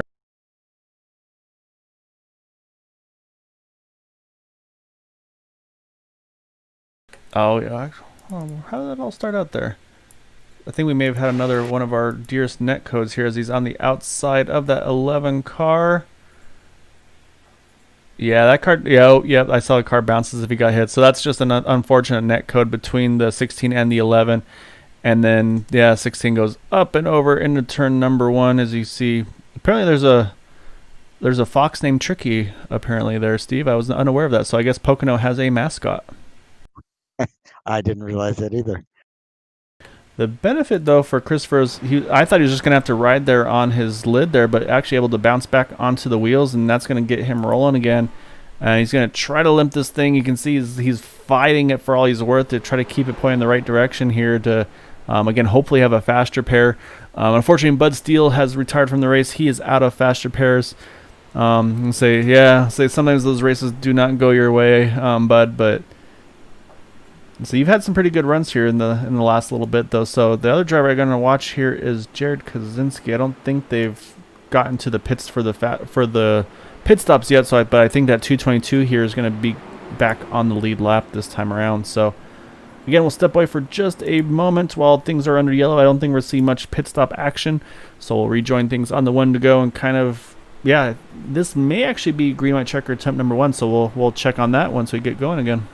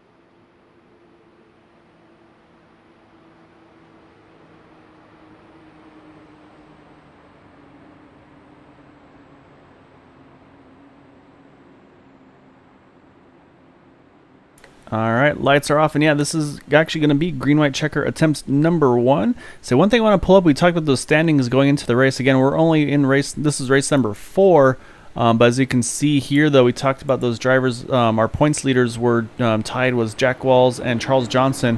So right now you see they're showing in 8th and 12th. However, you look at third and tied for third, actually, I should say, is Craig Forsyth, Eric Schaus. They're running 1-2 here, so we could see some. Again, there's still a long ways to go. Not a long ways to go, but a lot that can happen, I should say, on these restarts that could really change the finishing positions and the standings going into the next week's event. So this is going to be pretty exciting to watch here. Will Forsyth be able to get around shouts or not? And I guess the other question is, will they be able to complete an entire green flag lap in order to not have to do another green-white checker after this one? Yeah, it's going to be interesting to see. I mean, it's again, I mean, all the aggression is going to be showing up now for sure. I said, unfortunately, that last yellow that was just net code. So I mean, there's nothing. The drivers didn't do anything wrong there. So that's just one more thing that kind of one more layer that you have to worry about. So we'll have to wait and see on that one. So I'm showing Jared Kaczynski here sitting in the pits there. So unfortunately for him, looks like he's not going to be in contention here. I was hoping that he was going to be able to take advantage of it, but I'm showing him kind of right at the entry of the pit road here. So though, I think we're gonna see that 72 again. I think he's gonna be protecting that inside. You can see that 131 here has got a little bit of a lagging back just a little bit here. So that's gonna go into his hands. I'm sure he's gonna try to time that start just a little bit. And sure enough, here goes Eric Schaus straight to the bottom. I'm gonna try to break that draft from that 131 car. So he's gonna be able to do is you can see he's actually like you see them snaking around here. Everybody trying to stay onto the draft here, but it's gonna keep him protected through turn number 1. But you can see as he comes through turn 1 here, he's going to have to go straight to the bottom. And here comes that 131 on the top side. We got 3 wide. Yeah, you're right. 3 wide coming through, entering the tunnel turn. Looks like Chadwick's going to grab the lead. Oh, close contact. Oh, no. That's going to bring up the yellow here. Yeah, say it's contact between Eric Schaus and Craig Forsyth there. Just hard racing. Craig took a bunch of hits here. You can see he's still flipping there. Luckily lands on his wheels, so he's going to be able to limp this thing to the pits and get a fast repair done, but that's going to completely change things up here. So we're going to have to go look.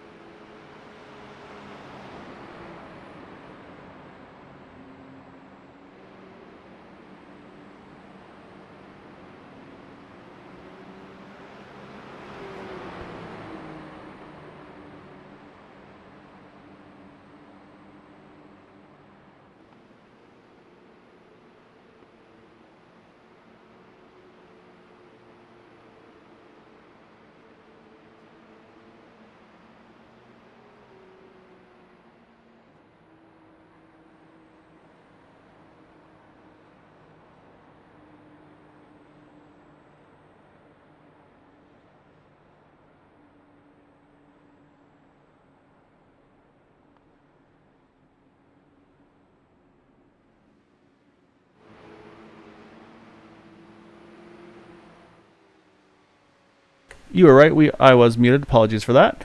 Yeah, so I said we are keeping an eye on Craig here, trying to see what was going on. I said it had some. No, it still got it broke. That's Yeah. a shame. Yeah, he's gonna have to retire, unfortunately. You can see he's still trying to do something to get it back going there, but unfortunately, I don't think there's anything he can do.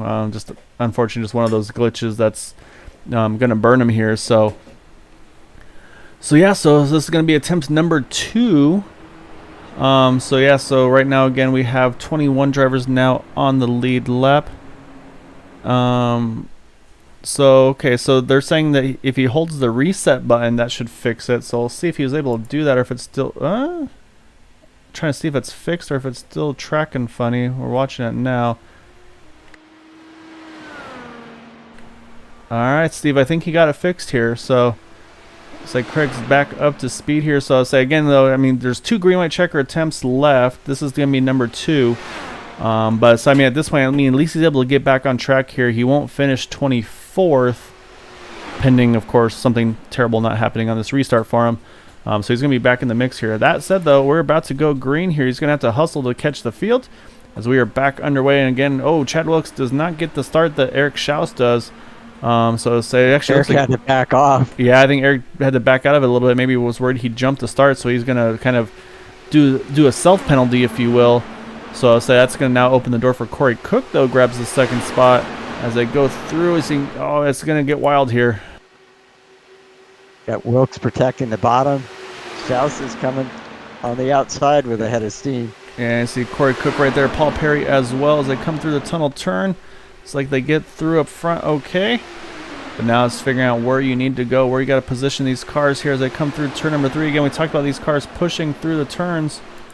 But right now, Eric Schaus grabs the lead. I see one up in the wall towards the back there. I don't know if it doesn't look like it brought the yellow out, so we're going to stay under green here.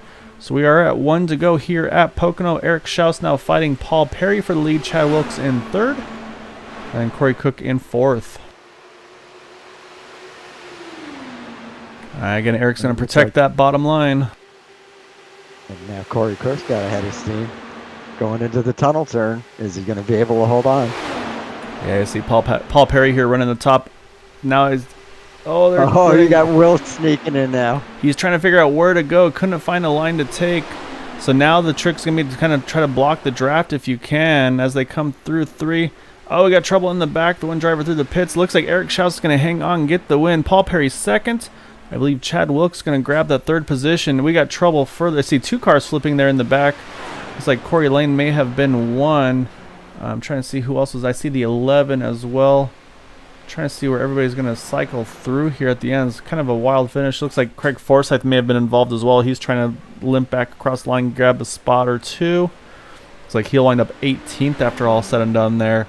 But yeah, so wild finish there here at Pocono. So let's first go back and kind of see what happened a little further back, because there's obviously a couple incidents there at the very end. So the first one, I believe, the first one was Corey Lane.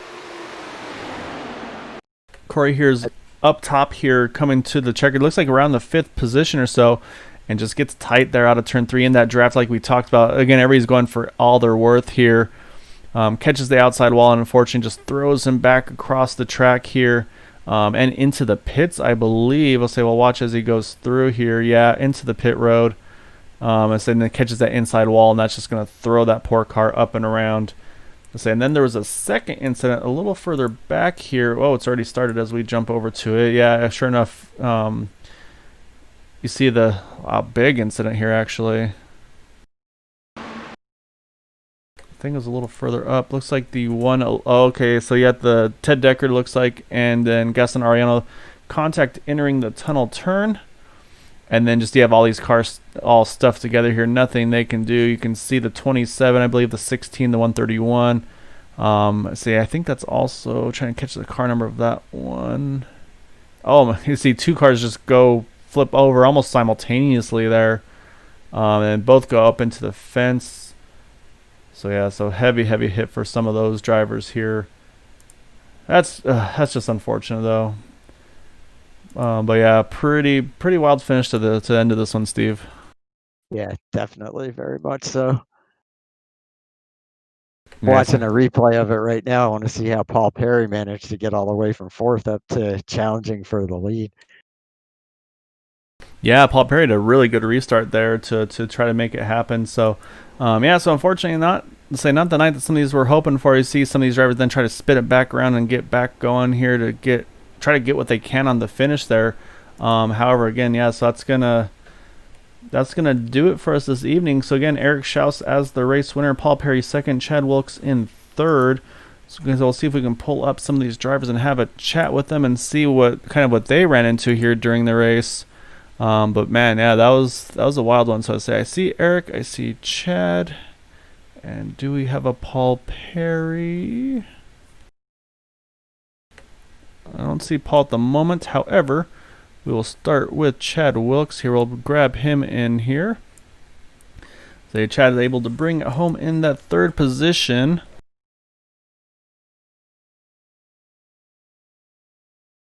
So I'm guessing not the restart you were hoping for there, Chad, at the end. But I mean, I say with these cars and late race restart, I mean, there's only so much you can do. I feel like. So I mean, was there anything different that you would have done? Had you have a chance to do it again?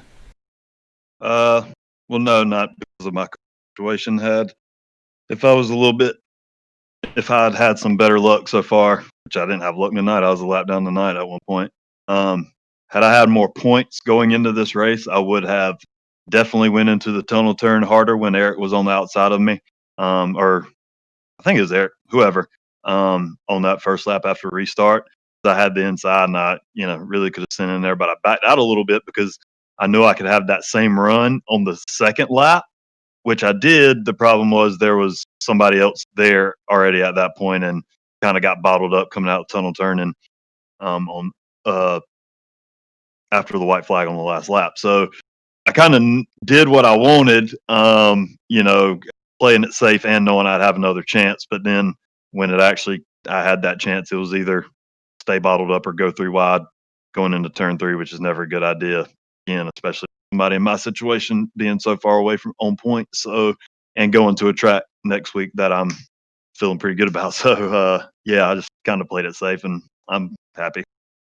Yeah, I mean, get that podium finish. I mean, that's obviously nothing to kind of take lightly. So I mean, a really good job there. But yeah, I mean, those you had at least. I think we had just the one pretty much longer green flag run. Unfortunately, I say a lot of cautions this evening.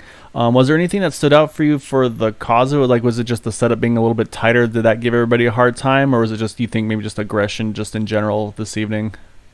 I mean, probably aggression. I wasn't.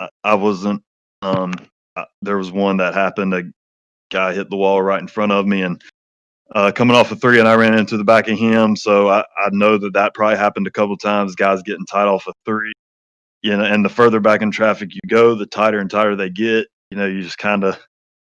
I don't know if people just weren't recognizing that, or they didn't care to recognize it, or something. Fortunately, it, I think that we should be doing better in some of these races, but yeah, I don't know. If you're in an Indy car, if you're behind somebody, it's going to push every single time. And if you're behind 2 people, it's going to push even more. 3 people, even more than that. So, yeah, you got to downshift and float it in there and wait till you can pick up the throttle once you hit the apex. And so I don't know if people weren't doing that, or if it was just aggression. People going 3 wide at different times. I'm not sure. Most people that I was racing around were respectful to me, and I was generally respectful to them until the last lap. I screwed Corey a couple times completely on accident, but once you get in the final couple laps, it is. Yeah, so there's only so much you can do there towards the end. And say you can't focus on all the things at once. There's just so much going on with these cars, of course, being as fast as they are too. I was saying, yeah, you're definitely right though about with we definitely saw those arrow push happening, especially even on the last lap there. Unfortunately, had at least one driver there get tied off of 3, just trying to get all they could there to the line.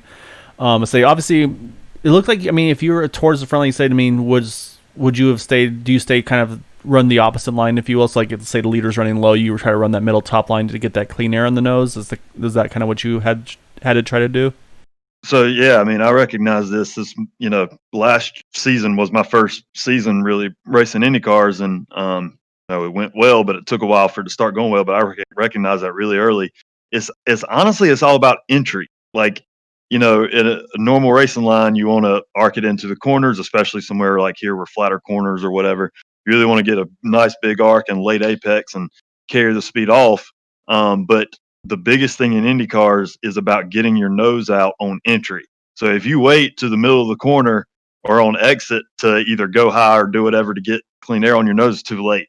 So even if it compromises your line and compromises your arc a little bit, you have to get your nose out in clean air. I mean, on 3 and 1, it slows you down a lot from what you could do, but you can pick up a lot of speed by just dipping your nose out on entry. It helps a lot. Yeah, and I'm saying that's good advice to say. Hopefully, some drivers are listening. They'll kind of try to take some advice from that and do what they can to learn from it there.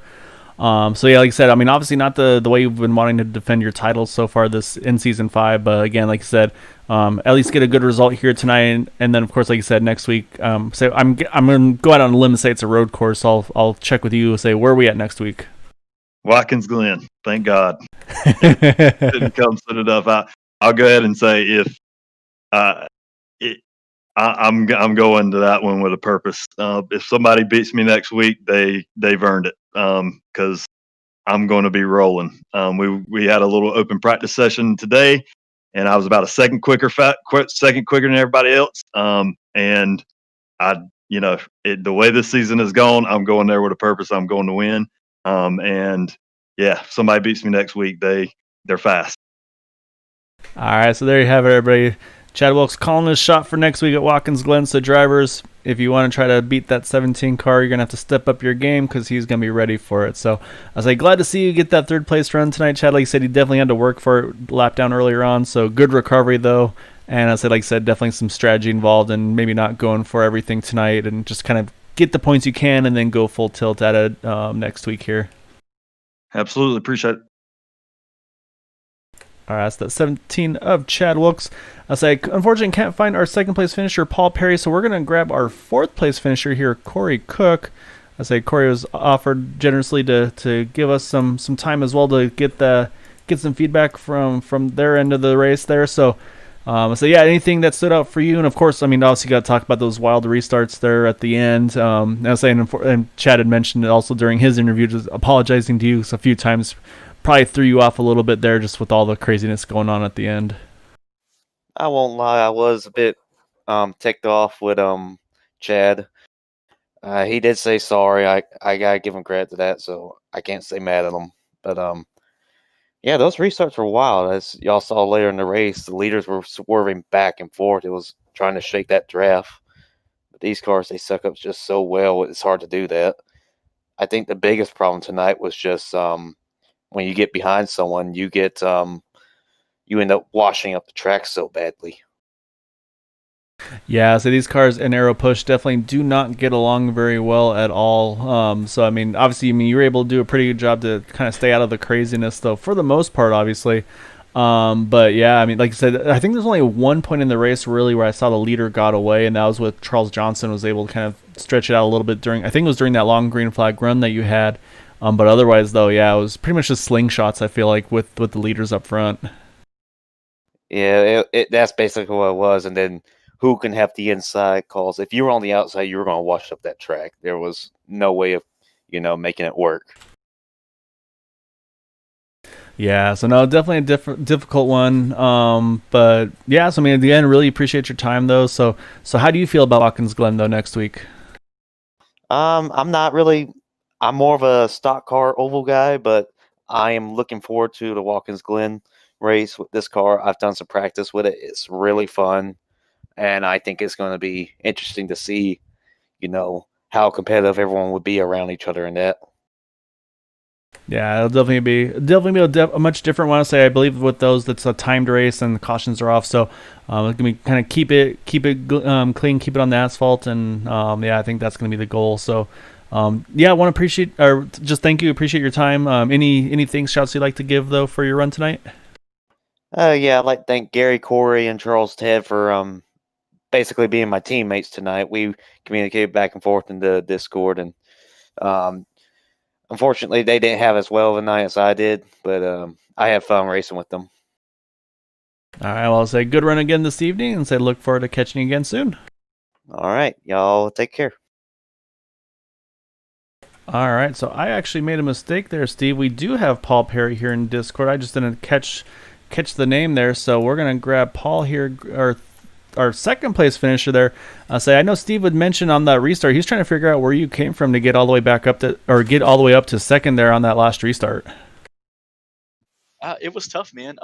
I just feel like I had a better line coming into the corners, and I saved tires for a while. I really used the draft to my advantage. These cars draft really well. To that, I don't know who made the setups for these cars, but man, a lot of respect for the guy who spent the time to make the setup. This was an awesome car to drive.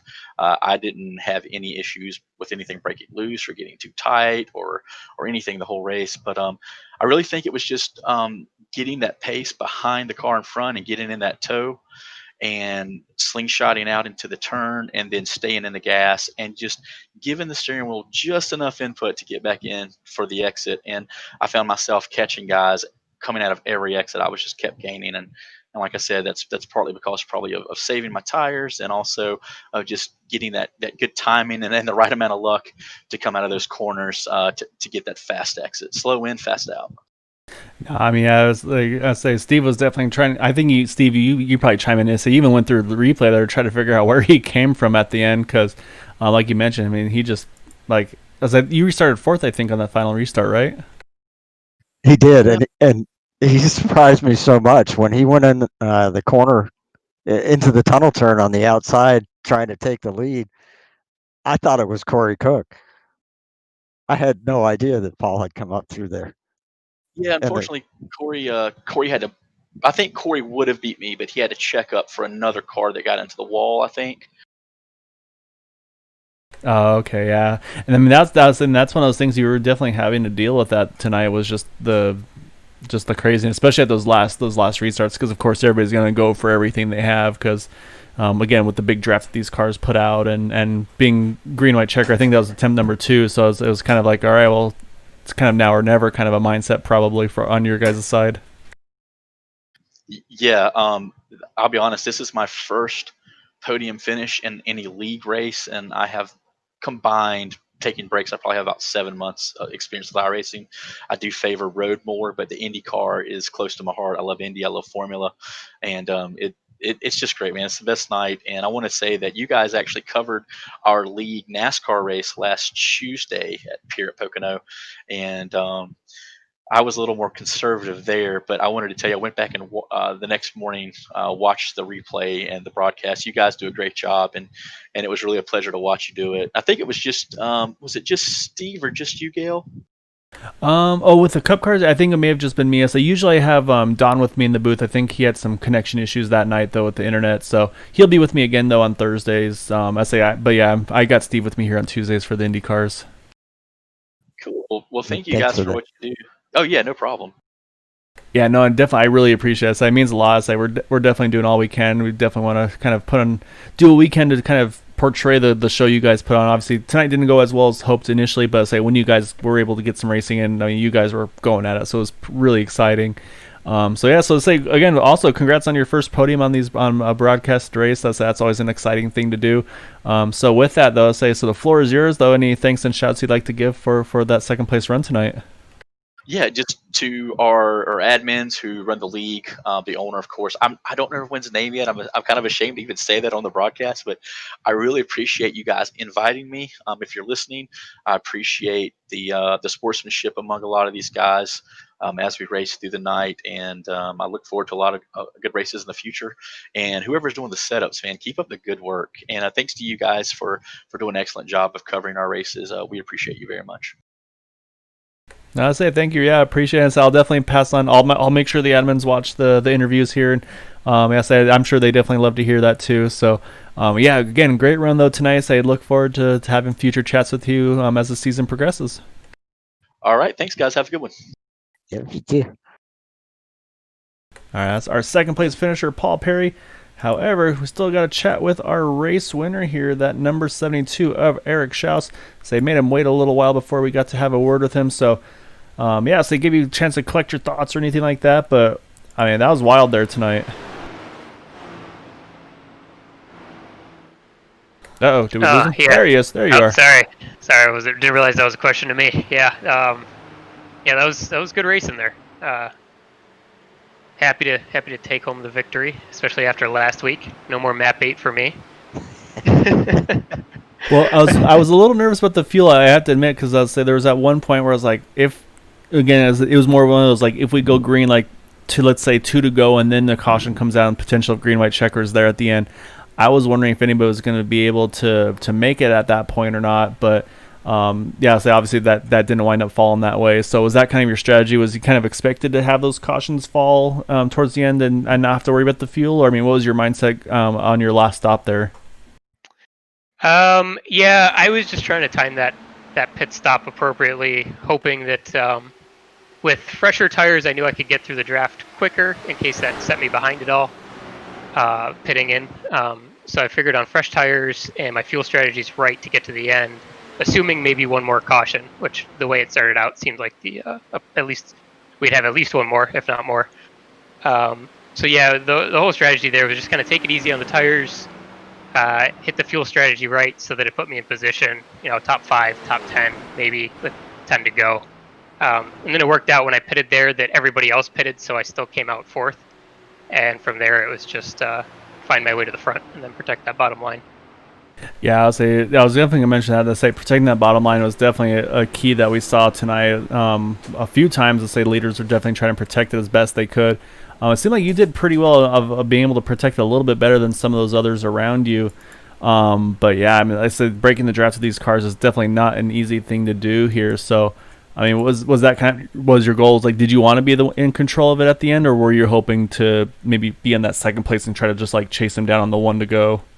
Yeah, I actually wanted to be in first there. Chad made a great move up the inside on that first green white checkered and grabbed it from me. I was too busy looking at Craig on the outside trying to protect him from shooting down under, and then Chad just came out of nowhere and grabbed it from me. So I wasn't too happy about that. But first, second, third, it's anybody's game on a green white checkered. You get the right run out of a turn and it's all yours, and that's what I got on that second green white checkered. I just I tried to keep my nose clean, keep the air clean, get around people, and then as I'm going through the turns, just watch my rearview mirror and try and put them behind me so that they wash up and I've got the clean air. Yeah, that's actually a really good point, is to try to put those drivers in the dirty air, because that'll definitely make a big difference for sure. So, yes, they did. Sounds like you did everything you needed to there to pull it off tonight. I say we're able to chat with Rachel a little bit here and there. So, I think she's ready to have a booth career as well. So you might have to kind of get her either an account or let her hop on yours and do some broadcasting as well. So. I say she definitely commented. She said her heart rate was through the roof there at the end. So, I said it sounds like you put on a pretty exciting finish there for her, as well as of course everybody else watching. So yeah, I definitely want to give you an opportunity though for any thanks and shouts you'd like to give for pulling off the win this evening.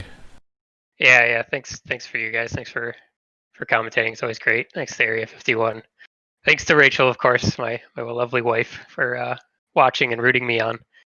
She's got a Discord channel, or not a channel, but a Discord account. So I'll tell her to hop in on the Area 51, and maybe you guys can do a little guest commentary or something.